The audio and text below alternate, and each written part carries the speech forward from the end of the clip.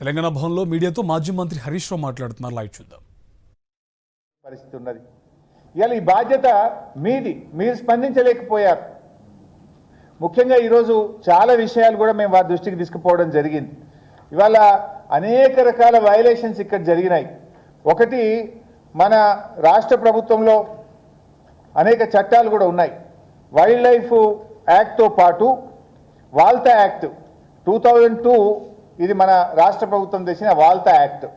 ఈ వాల్తా యాక్ట్ ప్రకారంగా ఎవరైనా చెట్టు కొట్టాలంటే రాష్ట్ర ప్రభుత్వం అనుమతి తీసుకోవాలి. అంతేకాకుండా సాయిల్ కన్జర్వేషన్ కూడా, అక్కడ చెరువు కూడా ఉంది, ఆ సాయిల్ కన్జర్వేషన్ కూడా దృష్టిలో పెట్టుకొని తగిన చర్యలు తీసుకోవాలి. దానికి ఏమేం రూల్స్ ఫాలో కావాలో ఇక్కడ స్పష్టంగా చెప్పారు. ఇది కూడా వారికి అందించాం. అదేవిధంగా తెలంగాణ ఏర్పడ్డ తర్వాత 2017లో జీవో నంబర్ 23 మన రాష్ట్ర ప్రభుత్వ అటవీ శాఖ ఇష్యూ చేసినటువంటి గైడ్ లైన్స్. ఈ రాష్ట్రంలో ఎవరైనా ఏదైనా చెట్టు కొట్టాలంటే ఆన్లైన్లో మీరు దరఖాస్తు చేయాలి, 100 రూపాయలు దరఖాస్తు చేయాలి.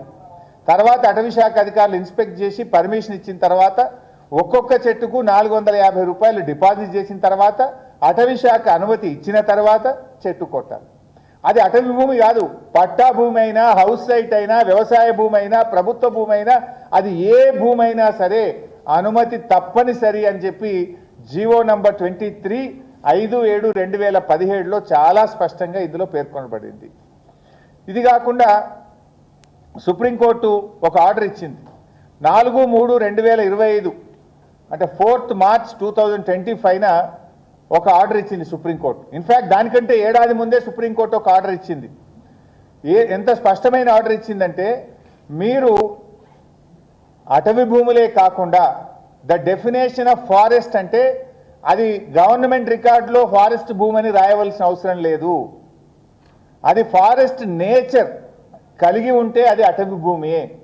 అటువంటి భూములు మీ రాష్ట్రంలో ఎన్ని ఉన్నాయి?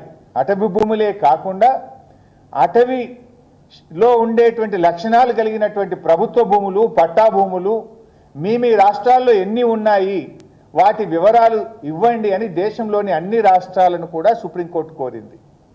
ఆ సుప్రీంకోర్టు ఉత్తర్వుల మేరకు మన రాష్ట్రంలో కూడా ఒక కమిటీ వేశారు. ఆ కమిటీ ఒకవైపు పనిచేస్తూ ఉంది.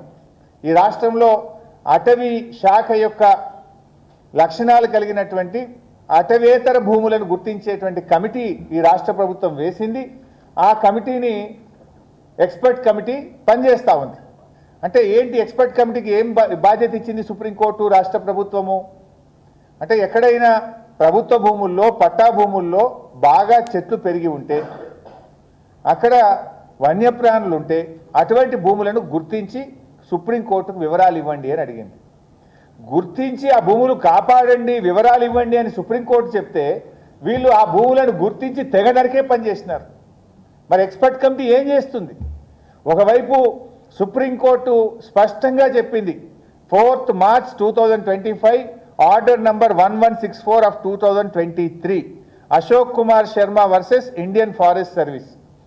ఇలాంటి స్పష్టమైన ఆర్డర్ ఒకవైపు సుప్రీంకోర్టు ఇస్తే, ఈ సుప్రీంకోర్టు ఉత్తర్వులను ఉల్లంఘనకి ఈరోజు రాష్ట్ర ప్రభుత్వం పాల్పడ్డది అని చెప్పి మేము